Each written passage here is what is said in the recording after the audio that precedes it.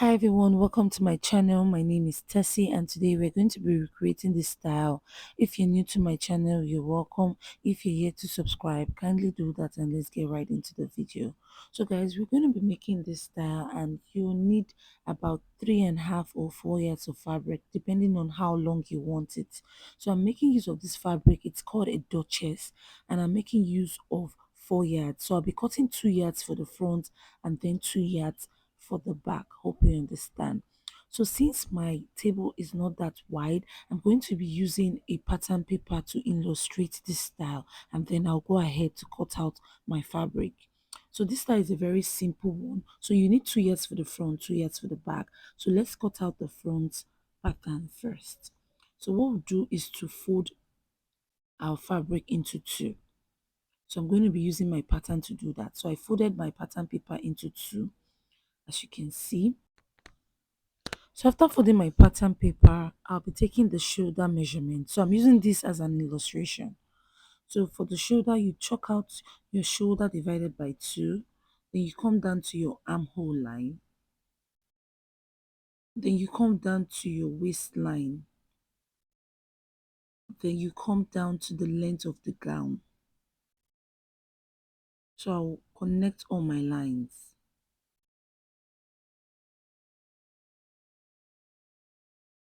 So I have my chest line, I have my waistline, and then I have my gown length.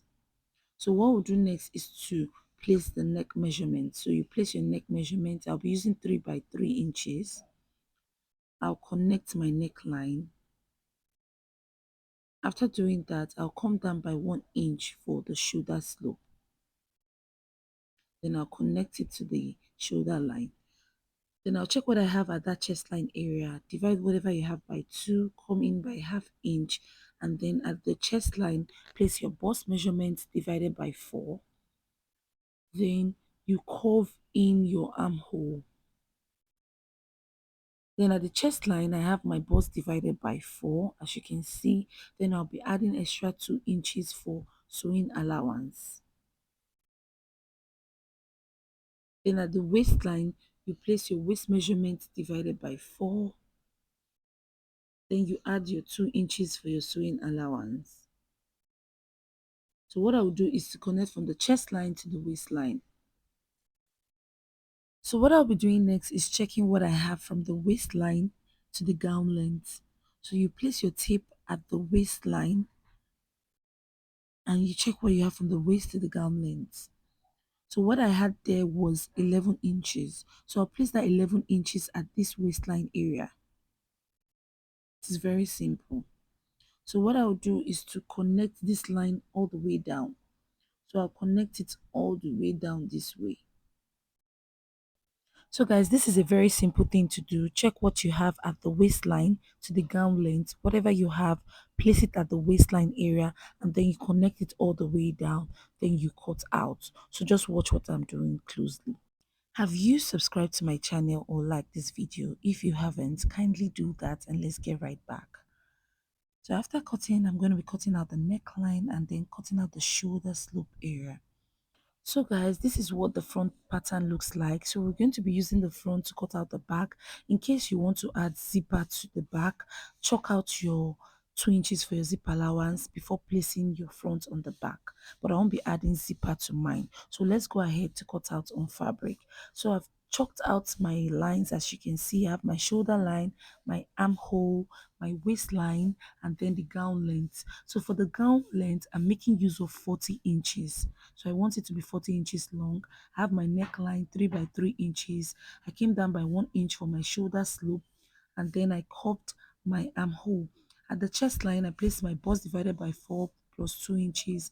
At the waistline, I have my waist divided by 4 plus 2 inches, and then I connected the lines together. So now we're going to be checking what we have from the waist to the gown length. So from the waistline here to my gown length, I had 23 inches. So I have 23 inches. So from this point here, I'll place 23 inches there. So I'll chalk 23 inches at that line and then we're going to be cutting it out. So after chalking my 23 inches at that point, I'm going to be cutting out the pattern. So guys, I'm so sorry. I would have chalked straight from the pattern, but working with this fabric and using my cutting table was a bit stressful. That's why I had to use the pattern. But this style is a very simple style.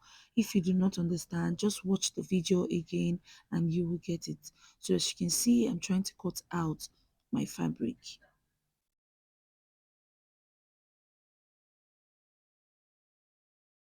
So guys, after cutting out, this is what it will look like. As you can see, this is it. So we'll go ahead now to cut out the back. So for the back, I'm going to be using this front pattern to cut out the back. I'm not going to be adding zipper to it. So I've gone ahead to cut out my back. The same thing, I have the same thing for both the front and the back. So I have for the front and I have one pieces for the back as well. So we're going to be using these for the back. We're going to be adding button at the top part of the back. For the back, I'll fold my fabric into two, as you can see, and then what I'll do is come down here by like 3 inches. So I came down by 3 inches, and then I'm going to be cutting out this part. So I'll just cut out this area. After cutting it, this is what it looks like, as you can see. So what we'll be doing next is cutting out facing for this. So I'm going to be adding button at this point. So I'll go ahead now to cut out facing for both the front and the back. So for the facing, I folded my fabric into two and I placed my fabric on fold. As you can see, the facing is going to stop around the armhole area because I'm not going to be adding sleeve to mine. In case you want to add sleeve to yours, go ahead. You can add any kind of sleeve that you want, but mine is just going to be a sleeveless. So as you can see, I'm trying to cut out my facing for the front. So I'll also place my fabric on fold for the back and then fold my fabric into two, and then we're going to be cutting out the facing for the back as well. So I'll place it this way and then cut out my facing.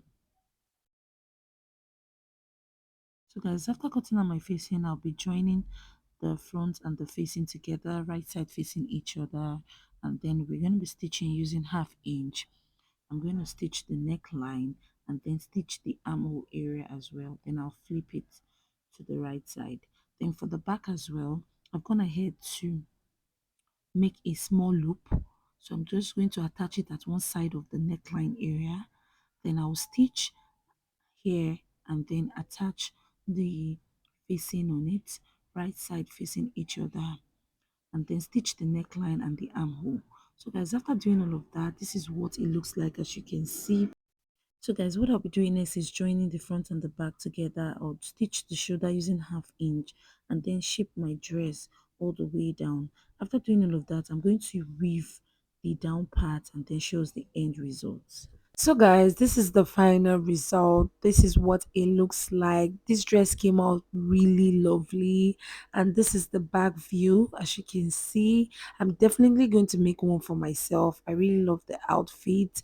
Make one for yourself and send it to me on Instagram at sowitest. So guys, you can actually put a belt at the waist area. It depends on your preference, but I hope this tutorial was easy. Please do not forget to subscribe to the channel, like this video, drop a comment. Make sure to follow me on Instagram, on Facebook, on TikTok at sowitest. I love you guys and do have a blessed day. Bye.